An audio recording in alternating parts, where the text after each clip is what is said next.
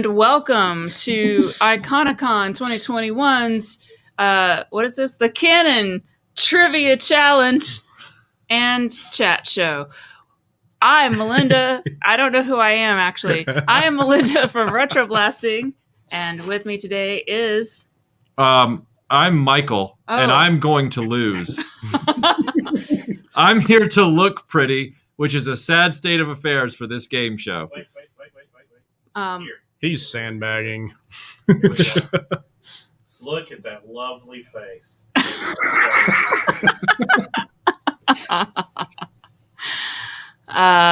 So Michael is you're from RetroBlasting, right? I'm from RetroBlasting. I'm a YouTube channel. It's really nice to be here. Great. Thank you for inviting me. Oh, yeah. Well, I don't know who you are, but I think you know. From what I understand, you are from the Dreamland podcast, which treats itself as a completely separate entity in social media. Yeah. Yeah. Yeah, we're, what is it called? Something, I can't think of words because it's been a real long day, but something distinct so that I can, charge different amounts of money for things. Anyway, Matt, welcome to the show. Hello. Tell everybody who you are.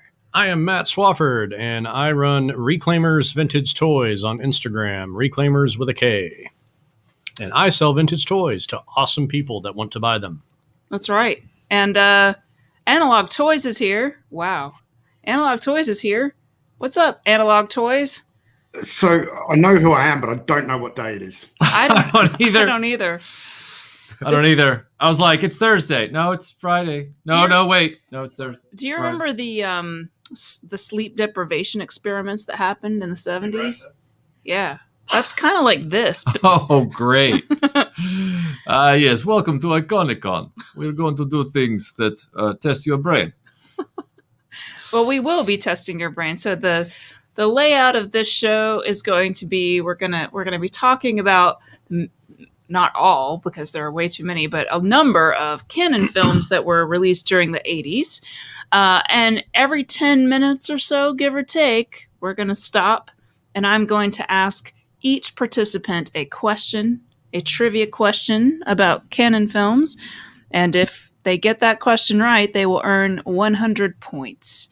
And the person with the most points at the end of this show will go on to compete in the final trivia showdown, which is on Sunday, and they will be eligible to win. If they win that, they will win this trophy, and all super chats from that particular show will be donated to a charity of their choice. So lots of high stakes in this particular show. None of us know where we are. I think it's going to go great. So let's get started talking about canon films. So okay. You go, because I don't know anything about that. I'm just here to run the show. So this is 100 points a question. Yeah. Not just 1 point a question. That's right. Even though that's all that's really necessary, which is why European football reasonably uses 1 point a goal. But 100 is more exciting. This is America. Go big or go home. Yeah, 100 sounds better. That's right. Oh, it's more. All right, fine. Well, it's fancier. Okay. 1 million points. Keep forgetting it half right. No, there's no half right. You either get it or you don't. Oh. Unless you're Tony, and 1 Aussie point is more than anything else in the world. Unless you suck up to me, in which case I might give you half credit. Wow. Wow. I like chocolate. That is a little hint that I'll give you. I'm conflicted about this because the game show finals are on from midnight to 1:30 in the morning my time. So You're going to throw the game? If I make it to the final, but I am going to win this. And okay. I have a game plan. I am going to answer every question with Chuck Norris. Chuck Norris always wins. He's playing the numbers game here. That's not a bad idea. That sounds like a much better strategy than mine, Tony. Mine was to answer every question Wayne Gretzky, which I don't know if that's suitable for this competition. But I have low expectations. So are you trying to lose? No, I won't throw it that bad. Well, I mean, I don't know if anyone in our audience has placed bids on who they think will win. I mean, you can informally What? You are encouraging gambling? Yell out in the comments who you think is going to win, Yeah. and maybe that will change as the show progresses. It's kind of like in Rocky IV. Like, who are you going to root for, and will you change your mind halfway through the fight? This the Sting? So I've got 25-1 on Michael. Michael doesn't seem to be in the lead. He's not the favorite one to win. I like Tony, so I think he'll win. I give him 5-1. all right. I'll take those odds. Okay, I'm reining it in. So I'm going to set my first 10-minute timer, and we're going to start talking about Canon Films. Go. Let's do this. Be entertaining. Go. Okay, Canon Films was a staple of 1980s living in the United States and in the Western world. And I thought that their films, while they varied in quality wildly, were always. I liked their variety. I liked the way that they were unabashedly entertaining, and they had a ninja just go crazy on a golf course and take out all these people at the very beginning of a movie. And that might actually tip the scales and make them the greatest movie studio that ever existed. And then after that, it's Golden Harvest in Hong Kong. Yeah, Canon Films, for better or worse, they made a lot of movies. They are usually referred to in social circles nowadays as, with a tongue in cheek, as that studio that made a bunch of bad movies. But I mean, I take issue with that because they made a ton of movies and they made some good ones too. And not just entertaining good. They made Runaway Train. Mm-hmm. And Runaway Train is a gorgeous movie. Mm-hmm. Terrible song, though. Yeah, oh yeah, the Soul Asylum, yeah, terrible. Except when Michael Scott sings it from The Office. But no, I mean, they made some really good stuff, and it's fascinating to me because that studio made awesome movies, and then they made terrible movies, and there weren't a whole lot of in between. The middle of the road movies are very few and far, but they're really bad movies, plenty of them, and a surprising amount of really good movies. But the main thing that I love about them is that they had fun making movies. They made movies because they wanted to make movies. Mm-hmm. And they've sacrificed quality a lot of times in doing that. And they sacrificed budgets, and they were notoriously a low budget studio. And where they really went wrong was they tried to became the thing that they hated. Mm-hmm. And they started, paying Stallone, $15 million to do Over the Top. Right. Or I think he got a lot of money for Cobra too, but, and then they started, they got the Superman license, and then they spend $25 million making a Superman movie that looks like they spent $50 on it. Mm-hmm. And that's really where they messed up, is that they tried to get too big too fast, and they ended up chasing their tail with money. There's a really good documentary on them called Electric Boogaloo. And it is available, I believe, on, I don't know if it's on Prime. I own it, but it's out there streaming somewhere. So if you haven't seen it, you should track it down, because not only is it a great time capsule of the 80s and of Canon movies in general. I mean, they talk to directors, writers, stars from a lot of those movies.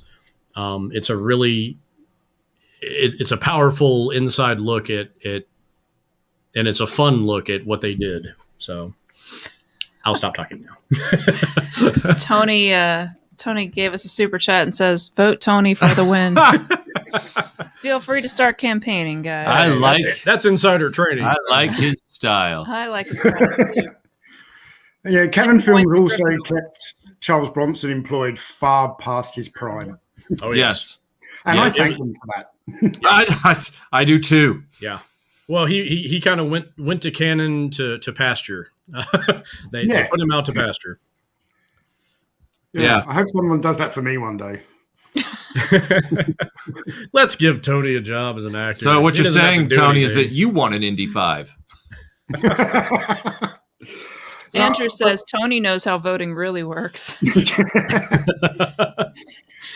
No, I see in my distant future one day being the guy who dusts all of the toys in the RetroBlasting headquarters. That way, when you get those questions on YouTube, how do you dust your collection? you know how to answer. I have an Australian man living in the basement. That would only reinforce all of Aaron's theories about me, and that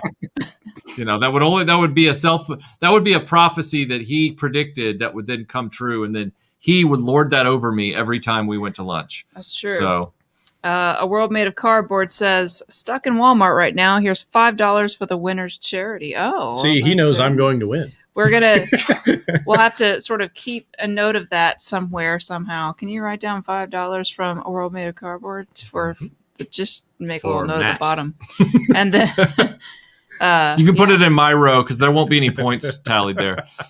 Well, after Facebook takes theirs, it's more like 250. I don't know, Michael. I remember a certain time that we went to a trivia night, and you would have won if those people hadn't cheated. I would have won if those people hadn't cheated, but that was Indiana Jones trivia. This is Canon Films trivia. And while I am very familiar with the Canon films I'm familiar with, do you see how useless that statement was?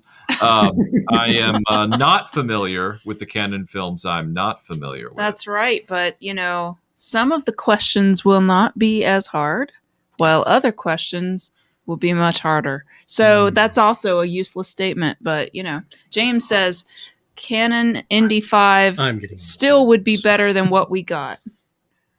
Yes, Canon Indy 5 would rock. I would welcome that. Yeah, for sure. It'd be shot in Israel with Chuck Norris. Starring Chuck Norris and Lucinda Dickey. Charles Bronson is Indiana Jones. I'm looking for the Cross of Coronado. Roundhouse kick. Andy, what did you do? I shot him. With a bazooka. All right. Who wrote the questions for this? Wasn't me. I wasn't allowed anywhere near the questions, and they kept treating me like a spy. I made the question list. They treated me like I was trying to commit espionage every time I walked into a room in my own house. So Actually, I made the list, and April sort of helped, like for the master trivia. I made the master trivia list as well, and she made a lovely board, which you will see on Sunday, where it'll be a Jeopardy style competition, and so yeah. It's been a team effort for sure. Master Son says, I'm putting my money on the combat kangaroo. Aussie, Aussie, Aussie. And Chris Johnson says, Tony wins or I riot. I've won over the crowd already. I wish this was a crowd voting competition. Right? I mean, too bad that, yeah. Lancer says, wasn't the OG Robotech movie a Canon film? I believe Canon did assist with that, if I'm not mistaken. It was. So what was the first time you became aware of Canon as an entity, as a thing? The Ninja movies, Enter the Ninja, Revenge of the Ninja, Ninja 3, The Domination. So you were aware that not only were those films really awesome, but that they were a Canon thing? Because the first film studio I became aware of was New Line Cinema because I fell in love with Nightmare on Elm Street. And I watched it so many times, started noticing the intro. Yep. Is that what happened with you guys? Yeah, that intro with the Canon logo, which you may have seen before somewhere. Yeah, we stole it for Iconicon. I mean, we repurposed and paid homage to it. But yeah, that Canon coming together where it's like boom, boom, boom. Intellectually distinct property. That's the word I was trying to think of earlier. Yep. But they just, I as a kid, I would watch those movies, and then I was like, oh, every time I like a movie, it's got this logo on it. These guys are making movies for me. My first realization of Canon, I was realizing what movie studios were with the Warner Brothers and 20th Century Fox logos early on, but I think my first Canon experiences were, I'm pretty sure they were Superman 4 and Masters of the Universe. I probably caught Canon films on TV occasionally, but they had already gone past the logo. So I wouldn't have known that they were Canon films. But the first ones that, the Canon logo was on there and I saw them were Masters of the Universe and Superman 4. And then after that, it kind of snowballed. I saw Ninja 3 on TV one day and just changed my life forever. And yeah. What about you, Tony? I don't remember which of the films I watched first, but I certainly started to recognize the logo. Back in the 80s, I watched a lot of Chuck Norris, Michael Dudikoff. I wanted to be Michael Dudikoff when I grew up. I don't know why. Now you are. Dudikoff was Revenge of the Ninja was a VHS cassette that I would, if I would go to the video rental store to rent something in the mid 80s and there was nothing new I wanted, my default setting was just Revenge of the Ninja. I've seen that film so many times. You, sir, are a man of quality, and you have my sword. What's better, Revenge or Ninja 3? I think Revenge of the Ninja is actually the better film as far as ninja movies go. Ninja 3 tries to bring in other things like The Exorcist and supernatural elements and things like that. It makes the movie, fun in its own way. But as much as Ninja 3 was my gateway into that trilogy, I recognize that Revenge of the Ninja is the best movie in the series, and it has the best poster. Yep. So yes, agreed. Mm-hmm. All right. Well, it's time for our first round of questions. Each person will get one question each round. So, any particular person want to go first? Age before beauty? Well, I would prefer, since I thought I was the hosting channel, but then it seems that this host is actually from somewhere else in her own mind.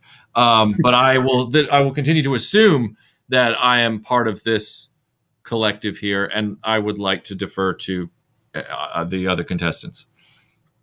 Am I on Dreamland right now? Hey, Tony, I'm going to ask you first. So, I'm going to make executive decisions. All right. So, I'm going to trust you to not look at the chat because I'm sure people will not be able to contain themselves if they know the answer, and they will type it in the chat, and that would be wrong.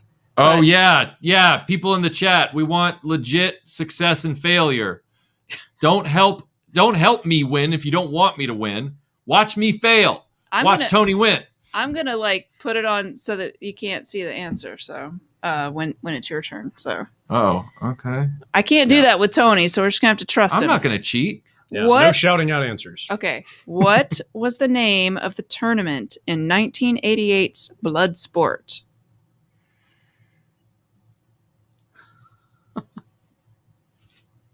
Kumite. Very good. That's it. I got it. Tony got 100 points for Tony. I nearly blurted out Chuck Norris then. We would have accepted Chuck Norris.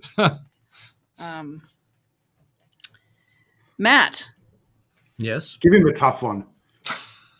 This is, to me, very tough, but I have no gauge, so that's why I'm saying. In 1984's Breakin' 2 Electric Boogaloo, how much money do they need to raise to save the community rec center? $250,000. I got $200,000. Okay. I mean, somebody can double check me. Well, there you Does go. that mean he gets 80 points? No. Unfortunately. You can Google it. Yeah, I think, you know what? I think you are right. Yeah, it's 200,000. Yeah. So that's fine. I got it wrong. It's fine. There's a curve here. I'm getting all the hard questions. This is also a hard question if it makes you feel any better. Yes. Michael. Uh-huh. For 100 points, what was the filming location for the final scene in Revenge of the Ninja? It's a city name. Oh, isn't it Salt Lake City, Utah? Yes, it is. 100 points. How the hell did you know that? Because I love those ninja movies. I have researched them. Tony knows this. How come you don't? Well, first round was quite contentious. I'm sure that...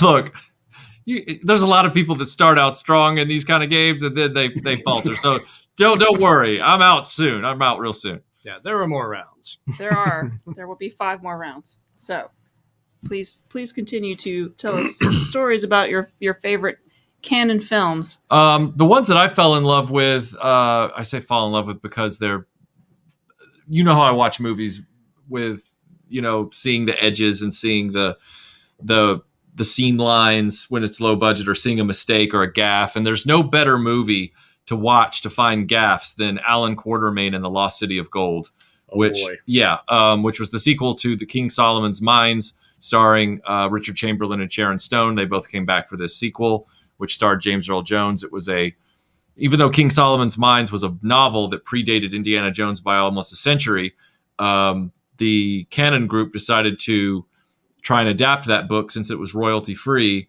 to ape the popularity of Raiders of the Lost Ark. And so they made these two films. The Alan Quartermain and the Lost City of Gold movie, it's not a clever title. They're now looking for the Lost City of Gold. And there actually were deleted scenes in the film with Richard Chamberlain using a bullwhip that's in the trailer. But they did not make it into the movie, I'm sure, because Canon thought, we won't get away with that. We will get sued. A lovely, I'd say, extended featured cameo by Cassandra Peterson, who you might know better as Elvira, but not Elvira up in that film. And a lot of great gaffes, like falling into a bottomless pit, but clearly seeing the field of hefty bags just 5 feet below them. Yeah. Classic. They all had to do their own stunts too, because they had literally almost no money for that movie. Yep. And Cassandra Peterson, Elvira, is on record as saying like they had her dangling over a pit, and she's like, I could die doing this. Like, where's the stunt person? And they're like, it's fine. We'll just shoot it real quick. I sincerely asked Cassandra Peterson when I met her. She had like 40 photos of herself as Elvira over the years, and one photo of her headshot as just herself. And I sincerely asked her, I said, I don't see anything from Alan Quartermain. And she was like, oh. And I went, that wasn't a joke, Miss Peterson. I said, I actually really love you in that movie. And she was like, really? I said, yeah, there's a lot of adventure movie fans out there. And we love those Indiana Jones type of films. And she was like, oh, wow, well, thank you very much. And I said, you're the best part of the movie by far. I said, That's true. Yeah. So. Jason Anderson says, Michael, I don't know anything. Rattles off copious movie trivia. That reminds me, Jason, we need to talk tomorrow at some point. I might try and hit you up for a chat. We need to talk about something. Anyway. Oh, you're in trouble, Jason. No. It's not actually. It's not trouble at all. Can you come into my office real quick? No, it's not like that. It's not like that at all. Jason, what's happening? Yeah, I'm going to need you to go ahead and... I'm going to need you to have a meeting with me. That's right. I mean, my favorite Canon film. Can you guess what my favorite Canon film is? I know. Yeah? Cobra. Yes, that's correct. Do I get 1,000,000 points? I'll take it under advisement. Crime is a disease. I should get extra credit for that. How do you like my huge mirrored sunglasses? I liked him. I know. Right. I I love literally how in Cobra, dressed up he's- as that character a couple years ago for Halloween. It was super I love how fun. in Cobra he's always trying to feed people. Like, hey, you want an orange? You want Hey. some cheese? It's health food. You want a scissor Hey, to you cut want a off big a fake triangle hamburger? of pizza? And bonus points for Brian Thompson. So True. I mean, it's just a double win on that movie. I mean, you got Brian Thompson as the leader of a weird cult, which doesn't make any sense, but whatever. That doesn't matter. Pig. it really doesn't matter. It doesn't matter. I want your So in eyes, pig. preparation for this, I thought I would go back and watch one of my favourite childhood Canon films, which I don't believe I've seen since childhood, and that's Avenging Force. And watching it again as an adult, I don't know what I saw in it back then. It's one of the better Dudikoff movies. I think it's based on the Most Dangerous Game, which is basically where men hunt other men for sport. So it's like While YouTube. wearing a gimp mask. Yeah, it's like Chuck E. Cheese. So it's like being a YouTuber. Got it. But, yeah, there's some really cool stuff in there, and there is some interesting G.I. Joe connections with that movie. With the guy that has the mask and he looks like Crocmaster. Mm-hmm. And he like hangs out in like flag ponds in this in the Louisiana swamp. This movie came out before Crocmaster was designed. I would bet money that whoever designed that figure at Hasbro saw that movie first. And then with the team in Avenging Force, there's like the ninja guy, and then there's the guy that wears the camo.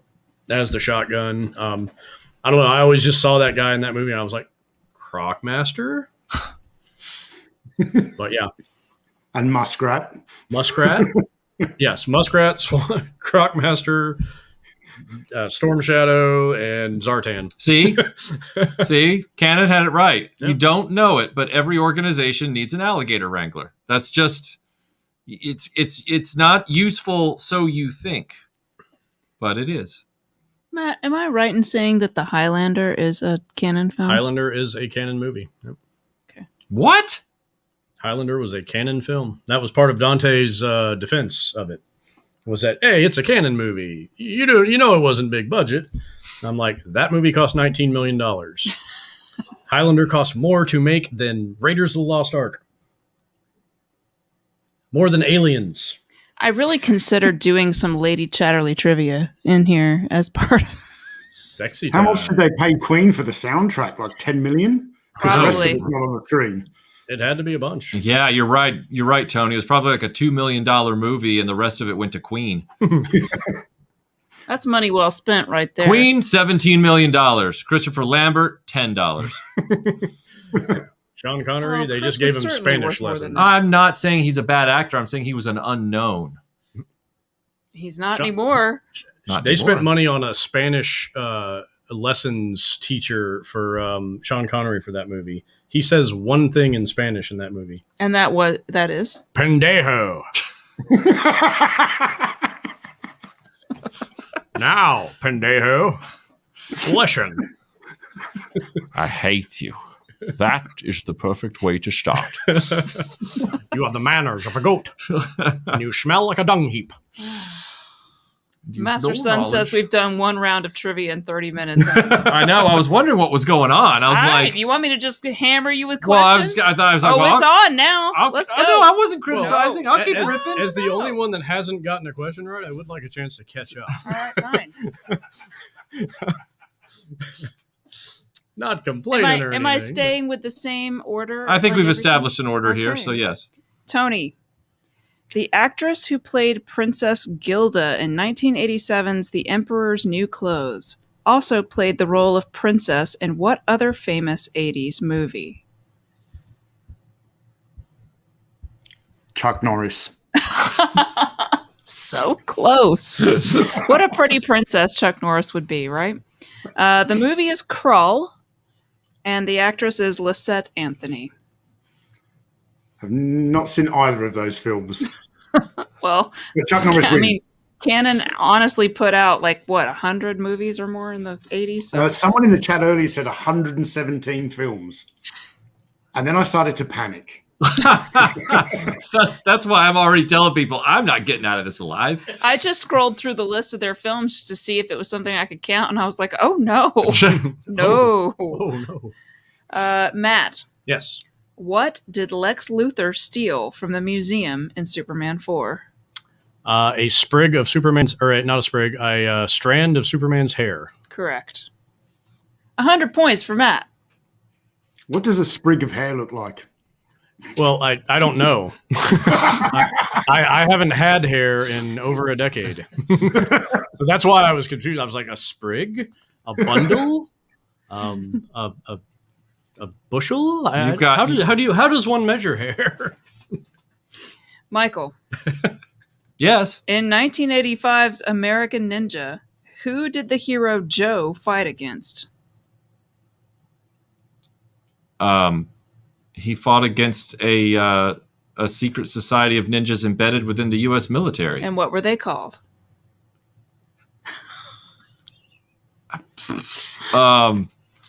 They had those tattoos right by their eyes, and they were called, which is really stupid because if you're ninjas and you don't want to be recognized, you probably shouldn't have the same tattoo by your eye like everybody else, and then keep it exposed, even though you got a mask on. So the whole thing's broken. I can't remember. Will the jury accept that answer? No, I don't think so. I don't expect them to. Yeah, so... I don't want any special treatment. Not for any points, but do either of you know the answer? My guess would be, that's actually a really hard question. I would say the Red Star Ninjas. You're very close. The Black Star Order of Ninjas. Okay.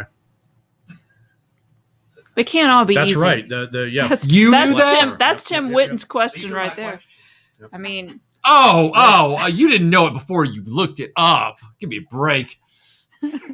Tim wrote some, and I added a few. So Look at all this, people. It's just all verbal sleight of hand. Oh, these are my questions. I'm pretty sure we're even now, so I don't know what you're complaining about. I'm not complaining. Look, I'm happy to lose. I want to keep everybody honest. That's all I'm saying. Look, I'm used to being a loser. All right. I've gotten used to it over 43 years. It's not a sob story. It's steeled me. It's hardened me. It's made me the man I am today. Loser of what? Aren't we all neck and neck now at 100 points apiece? We are dead even. We each have 100 points, so we have It's anybody's a tie as ball of right game. now. After 2 rounds, we only have 18 questions, people, because I had to make questions for a whole lot of trivia shows. So that's why we're talking in between rounds. It's about quality, not quantity. Here Okay, at so we've done 6. We've done 6 questions. 6 questions. So we have 12 left. 12 left. Because I'm not good at the maths. We're doing 6 rounds. We've done 2 rounds, so we got 4 more rounds. Okay. We 4 got- more rounds. That means 12 questions. Okay, and we have another hour to go, right? That is correct. I can That's- do the maths. So that's why I was sort of spacing it about 10 minutes apart. Okay. Ballpark. Right. All right. Yeah. So, Canon Films. Do you want me to start listing off some other Canon films and let you react to that? Sure. How about Death Wish 2? Oof. Ooh. One of the Well- best No. documentaries I've ever seen.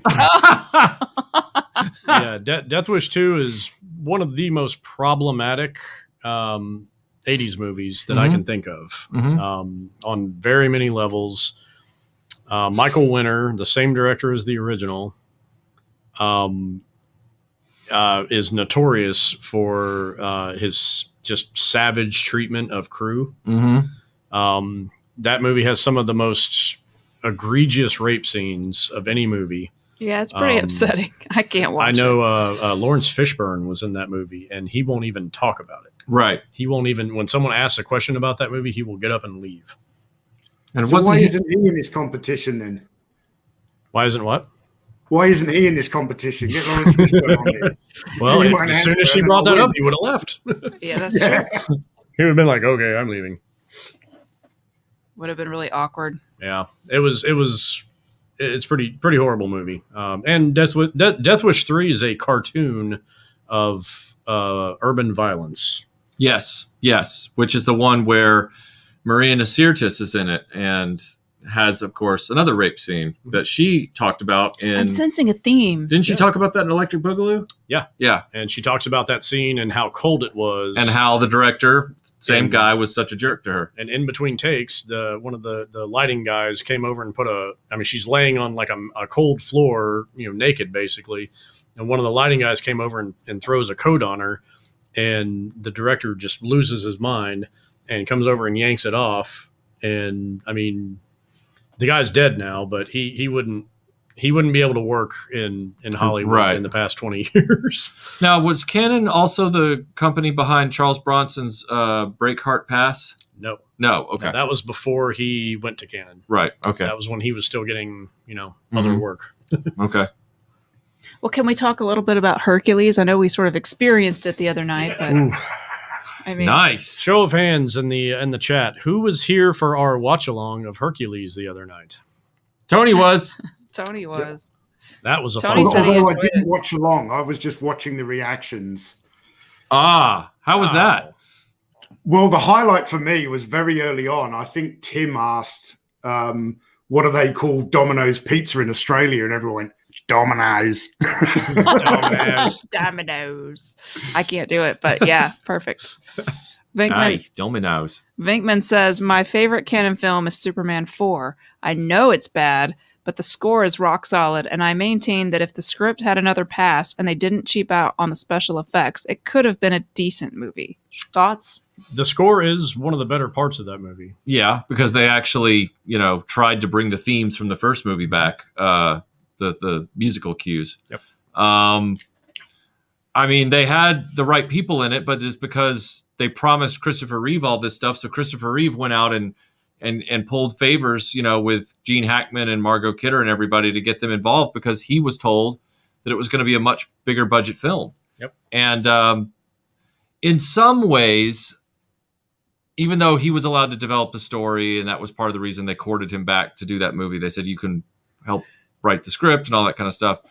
In some ways, his script is well intended, but it's just as dead end broken as Star Trek V, where like in Star Trek V, it's the search for God, which is never going to satisfy anybody. Well, Superman saying that I'm going to rid the world of nuclear weapons was a fantasy that we all know when we walked out of the theater wasn't true.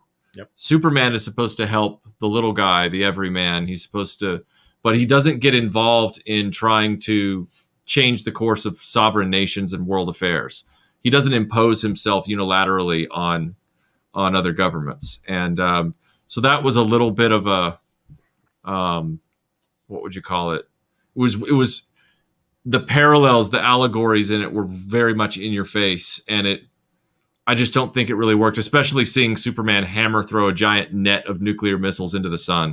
It was like, it's kind of like watching Hercules jettison things out. It's like Hercules throws bears into space, and Superman's like, I'm going to throw all these missiles right into the sun. I found the bear more entertaining. Seeing that bear not knowing what happened to himself. Can you imagine the thoughts running through that bear's mind? like 1 minute, I'm just trying to get this guy out of my territory. The next minute, what the heck? Like, I just wanted some food. Yeah.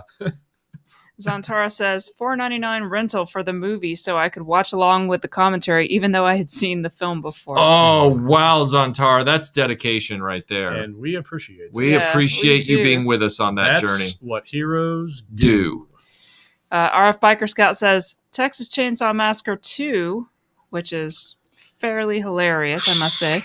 Bloodsport, Love Streams, Life Force, Cobra, Superman 4, Over the Top, Masters of the Universe, Kickboxer, Runaway Train, Barfly, Death Wish 3, and Cyborg. What is it? I can't. Pawaquatsi? Pawaquatsi? You can say it 4 more times. It's not going to change the Pawaquatsi! Actually, it's Pawaquatsi. I was supposed to be in that. Dude, it's Pawaquatsi, bro. It's an amazing film. Yes. DW says, although Canon was known for the rated R action films, they also put out Tobe Hooper's remake from Invaders from Mars. They did. And Texas Chainsaw Massacre 2. Yep. And they had a 3-picture deal with Tobe Hooper. He did Life Force, Texas Chainsaw 2, and Invaders from Mars. I would argue that Life Force is one of the best canon films they ever made. Yep, one of the highest budgeted canon films. Yeah, disturbing, very disturbing, but one of the best. That movie cost more than Superman 4. It looks like it did. It cost more than Masters of the Universe. It looks like it did. Yep. Texas Chainsaw 2 is the one with the chili cook-off, right? Yes. I think it's the one with Dennis Hopper. Well, that's always a seal of quality. Hey, do you remember The River's Edge? That's a great Dennis Hopper movie. Anyway, let's see. Barfly. I have to watch that. It has Frank Stallone in it. Anybody seen Barfly? Frank Stallone. You have, Tony? Yes. Mickey Wow. Rourke movie. Oh, that's right. I do. Mike yeah. Franzone. Mickey Rourke drinks himself to death with Faye Dunaway. All right.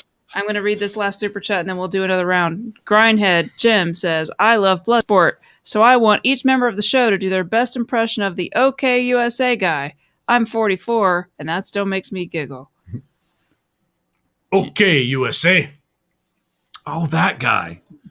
Are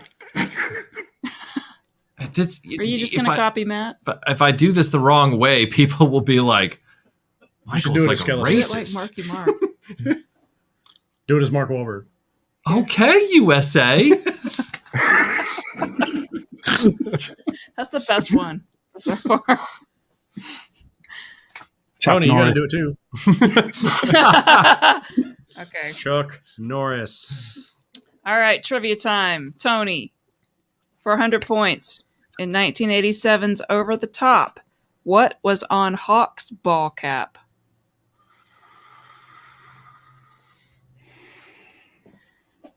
picture of Chuck Norris. Sorry, that's not it. That's not it.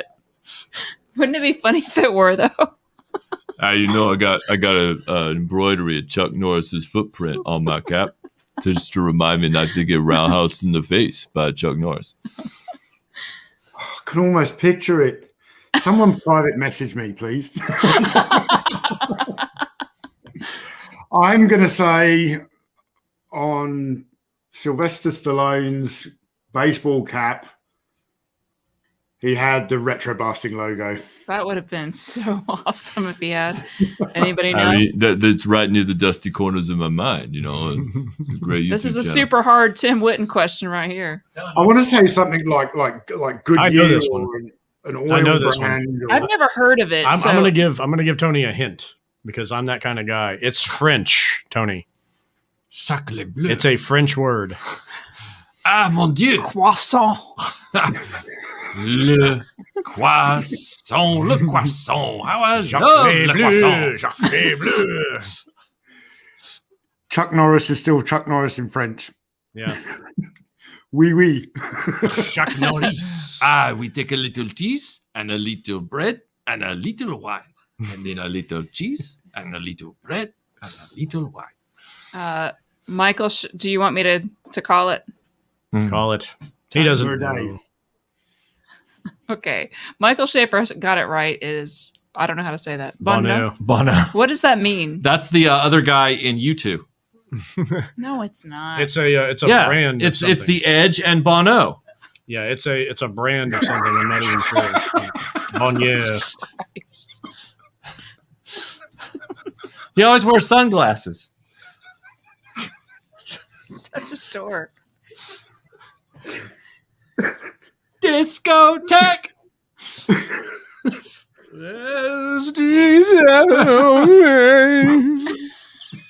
The expression on your face was everything. Oh, you gotta become Bono. Okay, Matt. Yes. What canon film of the 80s had Patrick Stewart as part of the cast? Life Force. It's just not fair that you got a question that easy after Tony got Bono. Mm-hmm. Elevation. Woo! Woo! Bono and the Edge. Bono and the Edge. Bono plus water in French. Bono. Bottled at the source. I actually hate U2 now because every time I get into a car, I'm sorry. What did we do? What did we do to you? Every time I get into a car, my iPhone syncs to it and it starts playing that free U2 record that comes on iPhones, and it starts off with Ba Ba Babura Santa Babura. It's No. awful. If you don't have an iPhone, Okay. I won't. Yeah, those of you with iPhones, you know what I'm talking about. It's horrible. I found a way to get rid of it as soon as it came on. I know there's a way, Yeah. but I don't know how. I don't know anything. Michael French, Yes. for 100 points. Okay. Which 80s canon movie was centered around a key? A key? That would be Masters of the Universe. That's correct. That was so easy. It was easy. Can I give my point to Tony?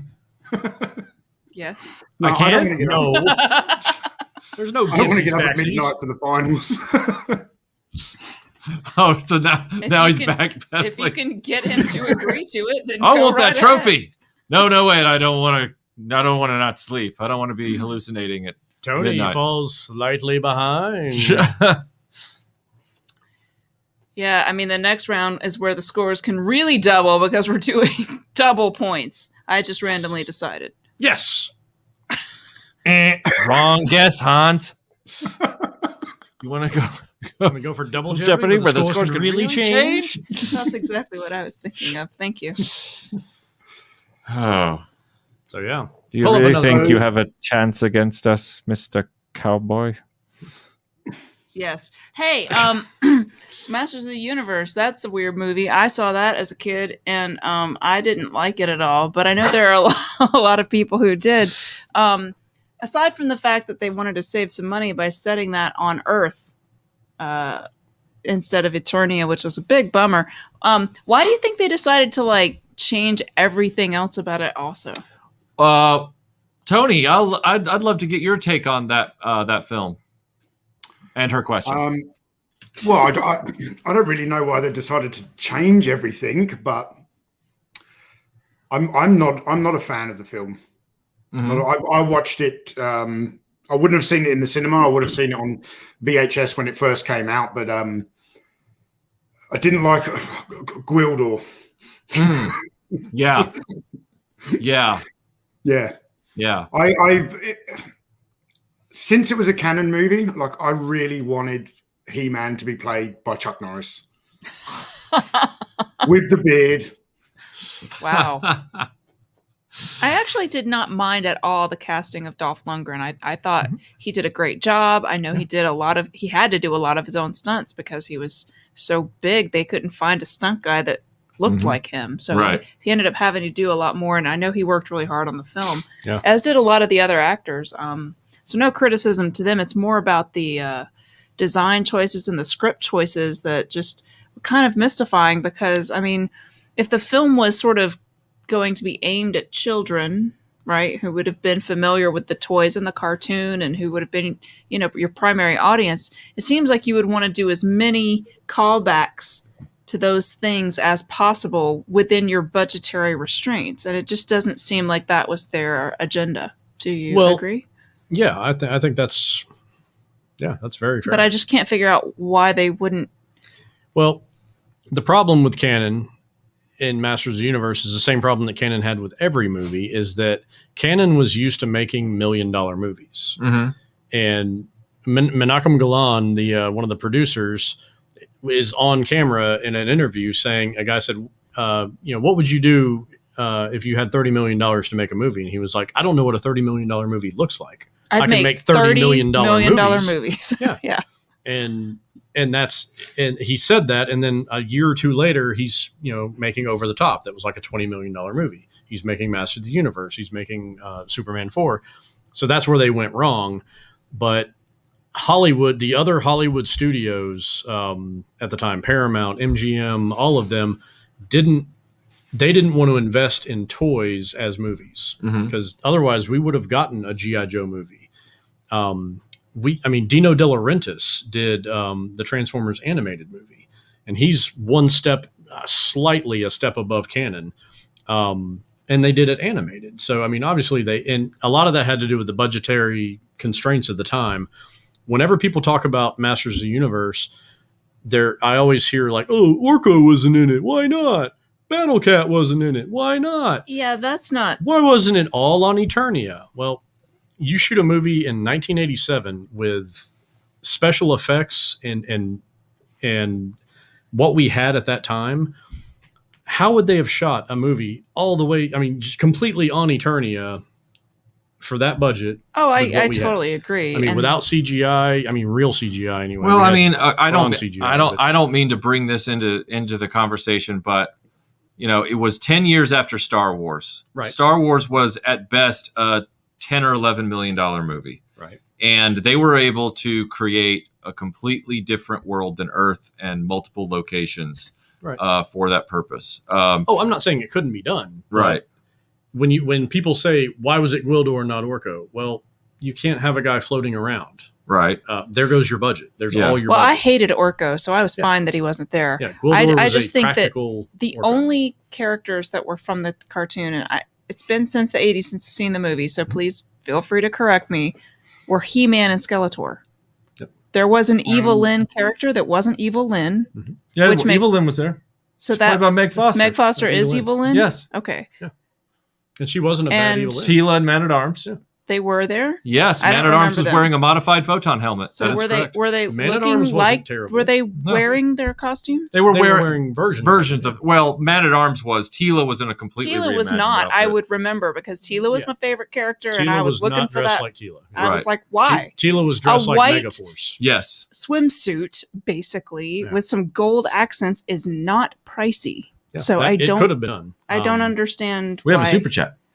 Yes, I know. It totally I'm could have been done. But like the Battle Cat thing always bothers me because I'm like, if you're going to make a Battle Cat in 1987, you're either going to have a a huge tiger tranquilized. Yeah, no, painted I don't green, want that. Or you're going to have an animatronic that looks ridiculous. And there goes your budget. So Battle Cat was never going to be a part of the equation, ever. I guess I'm mostly thinking about Tila, and it just doesn't feel like she's in the movie because she's not in the movie and she doesn't look like herself.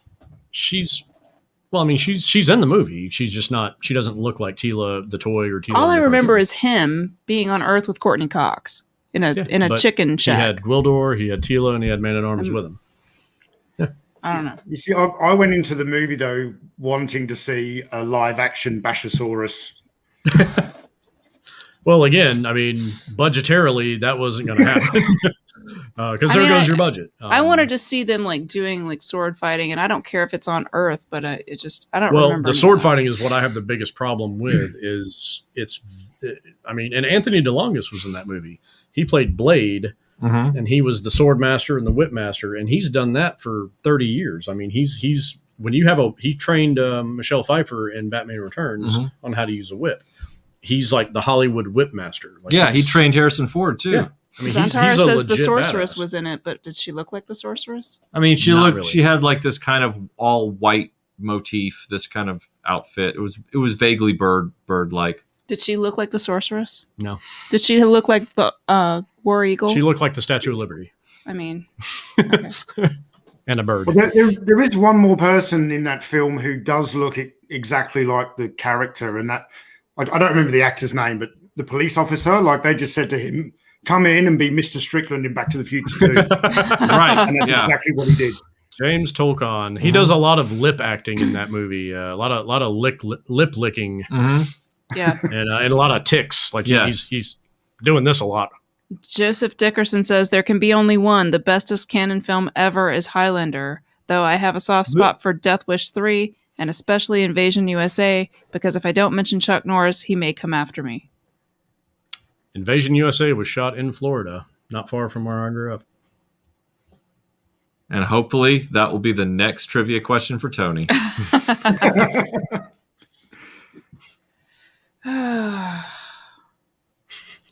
Well, I don't know if this is hard or not, so let's just go for it. Tony, Yes. name the director of Chuck Norris. 1984's movie Breakin'. Wow, these are brutal. I know this one. I'm sure you do. I'm going to go for Joseph Zito. No, That's a very good guess. it's do you want to you won't get any points, but do you want to say it? Sam Furstenberg.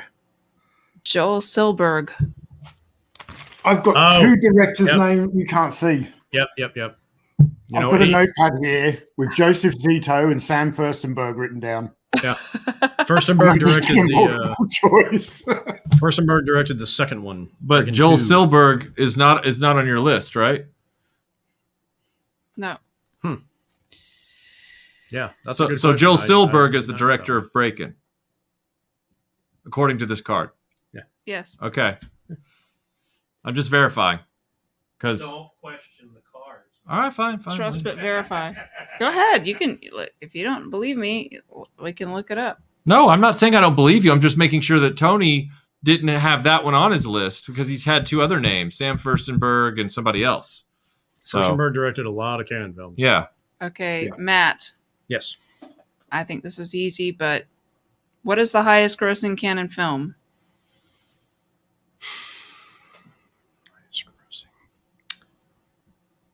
Highest grossing period? Like total box office take? Correct.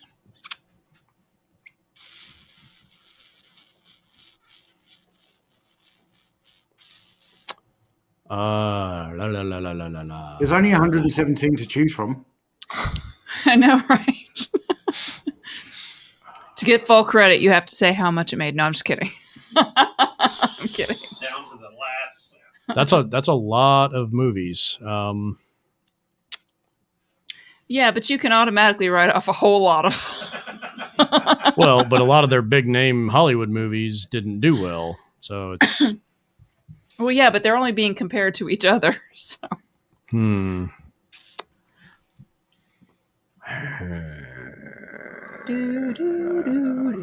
Cobra? Yes. Yeah, that was He an pulled it out of educated the guess. fire. $49 million for Cobra. Are we doing double points? Why would we be there, doing? There was mention of double points earlier. Why would we be doing double points? Do you not want me to do double points? No. I'm just asking why we're suddenly doing because we're that. in the second envelope. Oh well, then fine, great, okay, fine. So now, Michael, how much money did Cobra make? According to this card, it made $49 million. Wow. You're never gonna get this. I'm probably not. If you do, Uh-huh. I will. I don't know. Careful. What film's contract deal was written on a napkin at the Cannes Film Festival? This is some obscure trivia. Oh.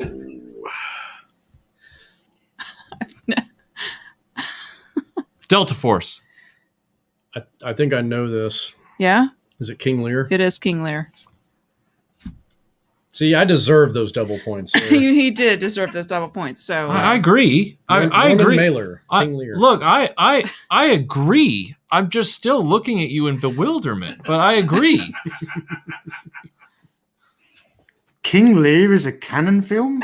that's what I said. Cannon did King Lear and they did Othello they did with a whole Franco bunch. Zeffirelli, legendary Italian director. And he said many times that is his favorite film that he ever made. How did he say it? It's my favorite film I ever made. Worker for Cannon. I feel like I was there. I make that movie. It's my favorite film. Yeah, it was. Who played King Lear? Oh, hell, I don't know. You know everything about these films. You don't know get who the starred. breaking question You don't right. know who starred in it. I watched the documentary. What kind of blind spots do you have in your trivia? I have done the homework. But you can't tell me who starred in it. Oh wait, Molly Ringwald was in it. As King Lear? This I gotta see. No, she was in it. She didn't play King Lear. I agree. Yeah. They Yeah, I drew can't little like curls on her chest for chest hair. Molly Ringwald as King Lear. Molly Ringwald in a breakout role as you've never seen her before. Anthony Michael Hall is Hamlet. Please tell me King Lear was played by Chuck Norris. Please. Hey, I want wanna to see- live in that world. it I was in want to his see contract. Charles Bronson as King Lear. And Michael Dudikoff as Othello. RF Biker Scout says my canon top 10: Link, Invaders from Mars, Cobra, Over the Top, Break-In, Life Force, Runaway Train, King Solomon's Mines, Ninja 3, and Firewalker. That is a hell of a list, sir. That is quite a hell Can of a you list. see Charles Bronson in Shakespeare? Hey, alas, poor Yurik. I knew him well. Hey, Ma, can I have some cookies? No dice. This Like- ain't over. I hate little rooms. Is this a dagger I see before me? Hey, Hey. So, Matt, can Oh. you bestow some of your wisdom onto me? I'll give me some trivia that you think I might not know about the missing in action films, because no one's even mentioned those yet. Let's see. Is it true that they filmed the second one first? Yes. Missing in Action: The Beginning, which is the sequel, was actually shot first, and then they shot the first Missing in Action movie as the sequel, and they were shot concurrently, but they timeline wise, the first one happens. It starts in Vietnam, and then they all become POWs. And then the second movie is him going after the POWs in modern day, like 1984. Yeah. The Joseph Zito Missing in Action was a stronger movie, and I think Lance Houle directed the part two, which was supposed to be the origin or whatever, and it wasn't as good. So they decided somebody came along in canon and was like, if we do this one first, the second one's not going to have a chance. So we need to do the second one first to create interest for the other one that's not as good. And it worked. It definitely worked. So yeah, that's one bit of trivia for that. Yeah, see, and I knew that bit of trivia, so why didn't I get that question? I don't know. Michael, we don't always get what we confused. It's too bad Matt couldn't write the questions because I almost hosted this one, but I wanted to win this. True. So I got hosting duties on another game show. Michael, are you confused or bewildered or astonished? I'm trying to read the expression. He seems confused. I'm a little confused. Like I'm not ashamed of my friend, and I'm not, I know he's a man of truth. He really does legitimately know all about these canon movies. And I thought, just anecdotally when he's like, I know canon movies, and I'm thinking, yeah, like Tony and I know canon movies. Yeah, this will be kind of but it's like, oh no, like this is like going into a fiddling contest with Mozart. Like this is just bad. Like it's, oh God. What's funny is like for the main trivia contest, which is just all 80s trivia. The biggest problem is going to be like anyone who's in the competition who's not from the US. I don't know if you guys had some of the TV shows, for example, that we had and things like that. But in general, I think my initial pass of questions were too easy. And so April and I sort of strategized because it's like, well, if Matt's in this contest, which we wouldn't have any way of knowing if he would be, we got to like make these questions harder because otherwise it's just going to be like, what's your first name? I'm throwing off the curve. Yeah. We're not presenting on eggshells, Thunder Lips. I'll tape up my hands and take you on in the ring. And I'm not even that big. I don't even know what that means. I'm watching the chat too sometimes. I'm really I see tired, what's though. going on. I'm looking at you. I have no idea Thunderlips what they're also said talking about. Analog Toys guy is really interesting on a live stream. Paint drawing on a wall is interesting now. I don't know what that means. So, Hey, somebody get Thunder Lips out of the chat. yeah. I don't know who's moderating, but hey, Well, watch me just moderate. kick him. Huh? Kick him. Bye. Yeah. Bye. Jerk off. Bye. Who's interesting now?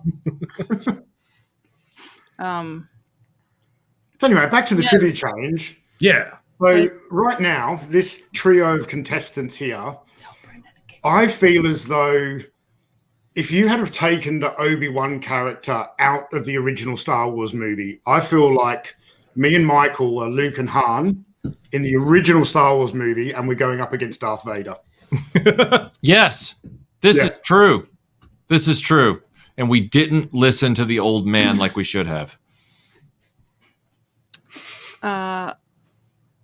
Let's see. Oh, sorry, I thought I had something. Never mind. Please keep talking. So Jason says Michael is just realizing he has been roped into a roadside 3-card Monty scam. in a certain respect, yes. I think the thing about canon films for me is that I'm still discovering them. Like I never became so fixated on canon that I decided to dive into their whole library. I discover them in stages, and I welcome them. So like, my Blu-ray collection, I have a number of canon movies. Life Force and King Solomon's Mines and the Ninja Trilogy and Alan Quatermain and a number of other films. Superman 4, of course, is in there because it's in the set.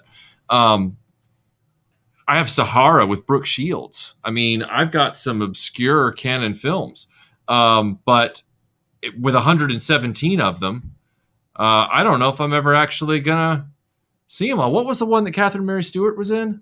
The Apple. The Apple. We have that on Blu-ray. Why can't I get that question? Oh, wait a minute. Never mind.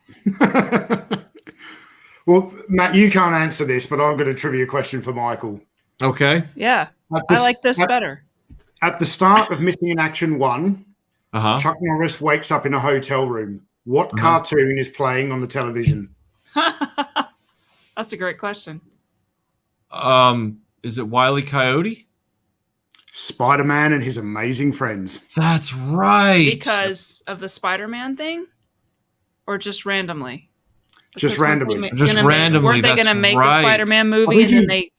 I think he changes the channel because I think there's like some news report about POWs and he flicks the channel over and Spider-Man and His Amazing Friends. Yep.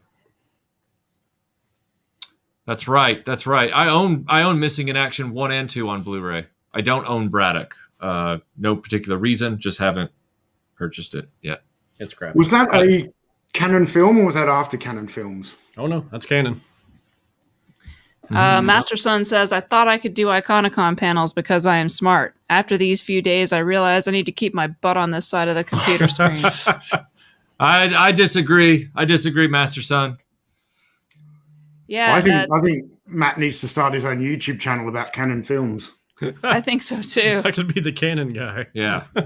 Timothy Ward says that he's sorry that he missed that commenter. And honestly, my first skim of what he was saying was not as rude as it was. And so I was like, oh, and then I put it on the screen. So, you know. Nobody during a game show needs a heckler in the audience. Yeah. I mean, normally I love a heckler. That toaster's $5 more, you idiot. And then Bob Barker's like, spay and neuter that man. Zantara, where did you go? Okay, it says Sahara should have been better than it was. I guess that could be said about many canon movies. Yes. Yeah. That's true. Accurate. All right, well, I think that it's time for another round of questions. Okay. Tony. Is this the final round or we got two more? This is next to last round. Okay. For 200 points. Correct. 50 points. No, I'm just kidding. What 80s canon film was based on a screenplay written by Akira Kurosawa?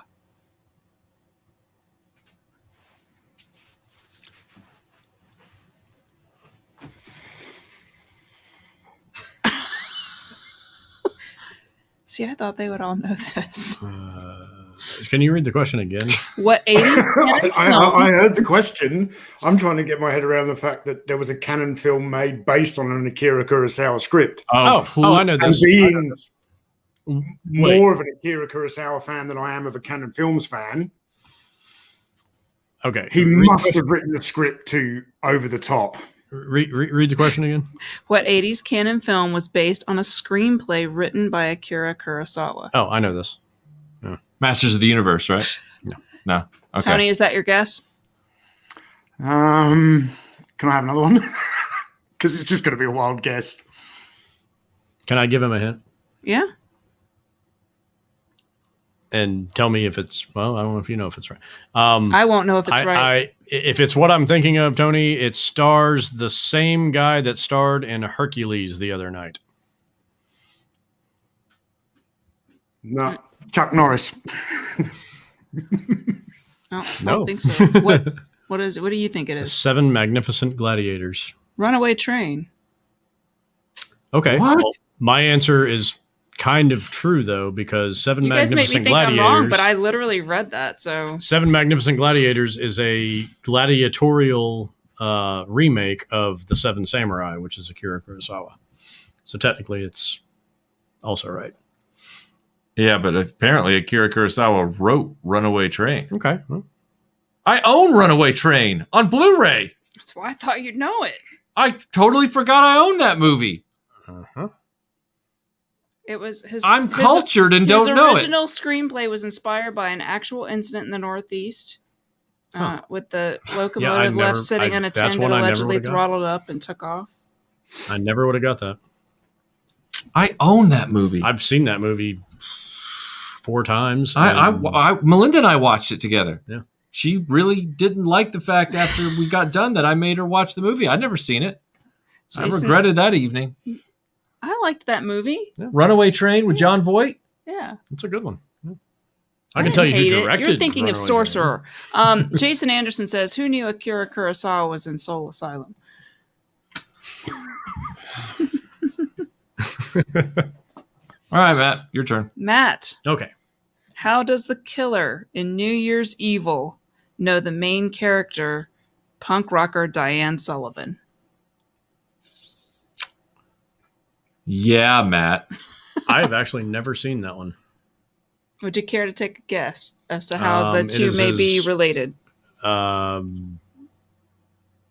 First cousin. I have no idea. Can I take a guess? Yes. They were hookers together in the same brothel.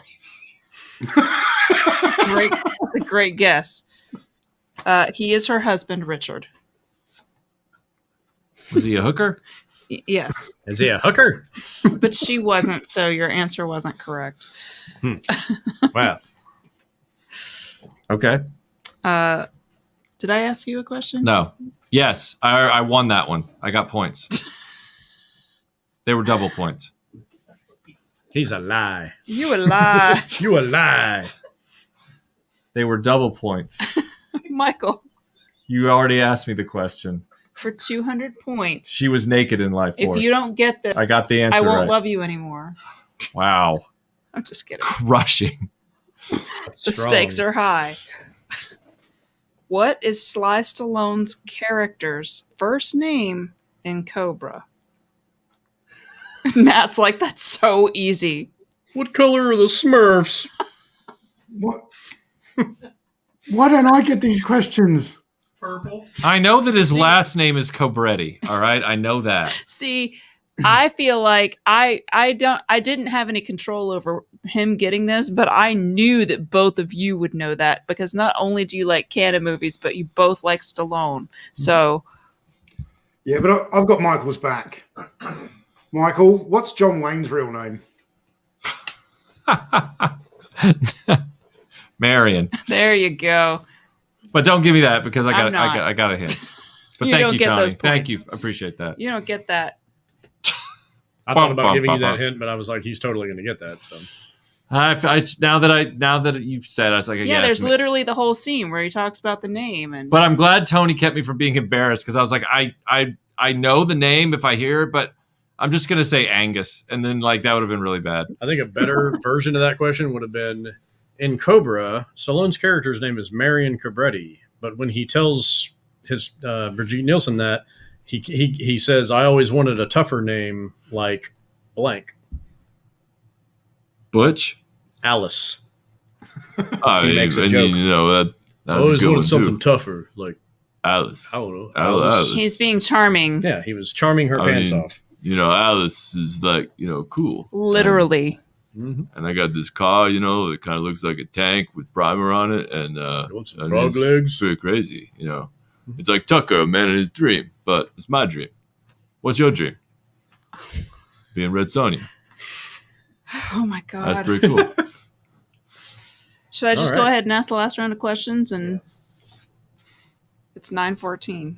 And we got a premiere of Bionic 6 at 9:30. So. That's right. I want everybody to have time to like get back in their seats to watch the premiere because I know how painful it is when you have worked so hard on a video That video's going to do well. to premiere That video's going to do well because and no one watches. I'm going to be recirculating that video during Iconicon and after. You have my word.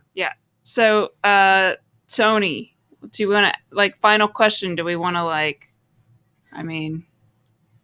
do we want to do something special with the points or just stick with 200 Let's points? bet all our points. What's the current score? I've got no idea. Is it like Tony's Matt got on one. 5,000 and me and Michael on 100 each? Tony's got 1, Michael's got 2, Matt's got 400. 1,000 points. I have a suggestion.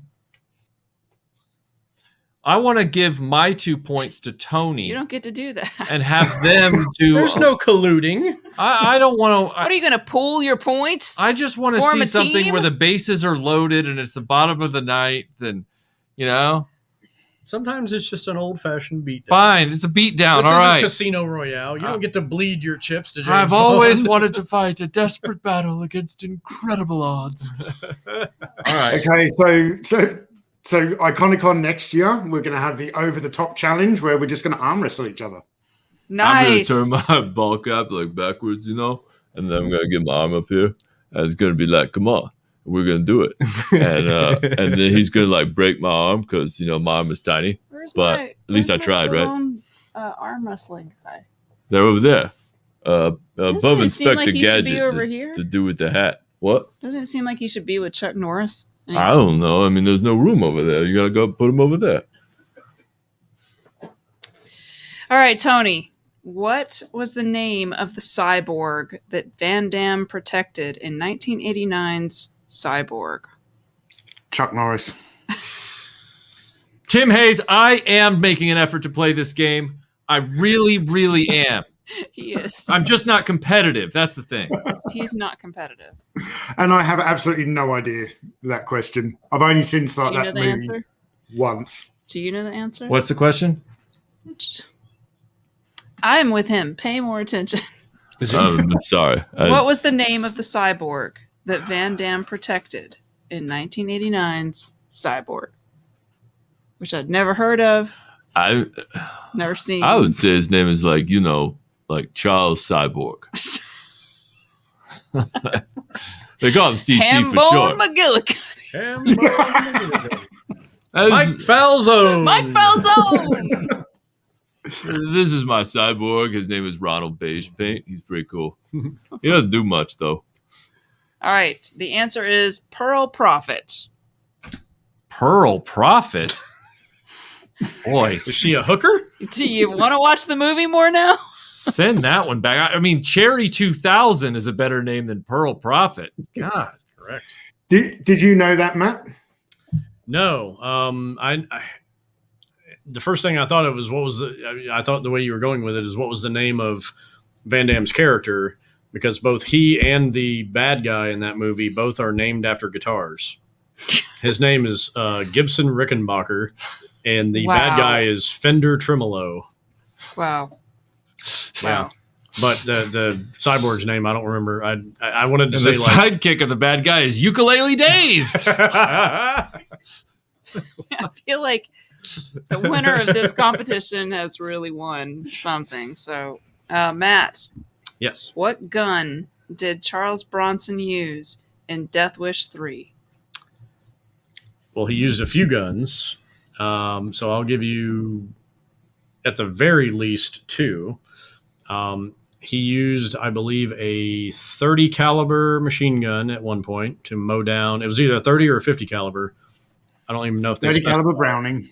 Yeah, he uses a Browning machine gun, and there's like another guy holding the belt. But the handgun that he special orders is a 455 Wildey. Wildey. I got a 475 Wildey. They made them in different calibers, but it's a Wildey. He did get that right. That's pretty obscure. Semantics. I mean, Do you want me to give him 1 out of the 2 points? what do you think, Tony? I've lost at this point. I don't Yeah, know. right? I don't know Like- that it matters, but you know. Doesn't matter at this point. Michael, what was the villain's name in Hero and Terror? Kenny Loggins. So close. Simon Moon. Simon Moon. I don't even know that movie. I've never even seen that movie. That's a Chuck Norris movie. Is it? Okay. Is it? Yep. Wow. Matt wins with 600 points. Michael, second place at 200 points. Tony, 100 points. All very respectable because those were profoundly hard Tim Winton questions for the most part. I will just say that so the over-the-top question with the hat, I don't know how I'm supposed to know that because he's always got it on backwards. And every other time that I said Chuck Norris, I got 100 points. So I'm now on like 5,000 points. I agree. It's true. I just hope that next year during this competition, as the host and question developers or researchers, that, you will meet me halfway Oh my God. across the sky, Listen, out where the world belongs to only you and I. here's the thing. Meet me halfway Next, across the sky. when next year I will have more time over months to develop questions for said trivia, and I will understand what goes into that, and I will probably make a lot of easier questions. And just know that like the trivia that's you're not in the other. You made it hard, but he wanted it hard. I mean, that's what I'm saying. Everybody was like, I'm sorry. Can you Everybody did say, "Oh my repeat god!" that sentence one more time, Retroblasting after dark. please? I have no idea what I said. He wanted it hard, and you said made make it hard. Well, I don't see what's wrong with that. You're right. Everybody was like, "Oh, this is going to be too easy. Make the questions hard." They were you These guys were all tricky were like questions. I mean, I didn't get them all right. complaining and wanting it hard, so we made it hard, y'all. Made it hard. Wow, Timothy Ward was like, they're all wieners.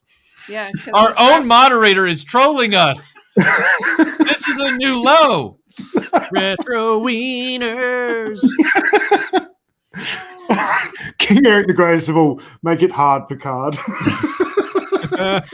Mr. Wolf, make it hard. This Make it so video hard. is not made for children.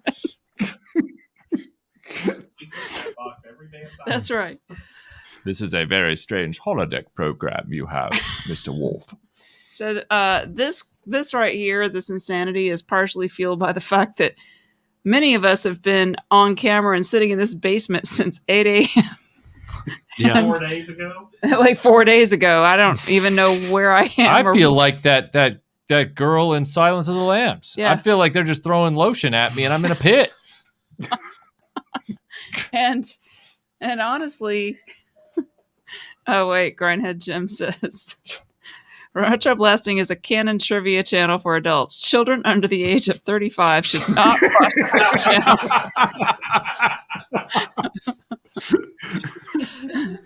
Well, I guess we're Ronnie James says great day 3. We'll have to catch Whoa! Bionic 6 tomorrow night all. Oh, Wow, thanks, Ronnie. You didn't have to do that, but that's very kind, sir. That is very kind. Please man. stick around for in 7 minutes. We will be having premiere. Bionic 6. And I Bionic believe- 6. It's finally here. Let me look at the schedule. My schedule that I have on the internet. Schedule. Oh wow. Okay. And then after that, in about just over 30 minutes, we will have Child Safety in the 80s versus now on Lio Convoy's channel as well. So please tune in for that as well. And we will see you tomorrow morning when not on the first panel, because that panel starts at 4 a.m. our time, Japanese toys of the 80s. But we will be, I know, Tony, you've got a lot of stuff going on tomorrow morning, right? Do you have anything you want to promote? I think the first one up is me, Michael, and Toy Polloi. Yeah, you do. Trinity. That's going to be exciting. It's going to be good. I can't wait. Can't wait. Yep. So we'll look forward to that for sure. So anyway, yeah, you guys, we're going to go take a little power nap. We'll just go nap. All right, I'm gonna go post the link as a reminder to the Bionic 6 premiere. For those of you that are already following the playlist, you'll know exactly where to go. But we will see you in 5 minutes in the chat during the premiere of Bionic 6 Part 1. That's right. Thank you so much, everybody. Have a great night. Take it easy, guys. Good night.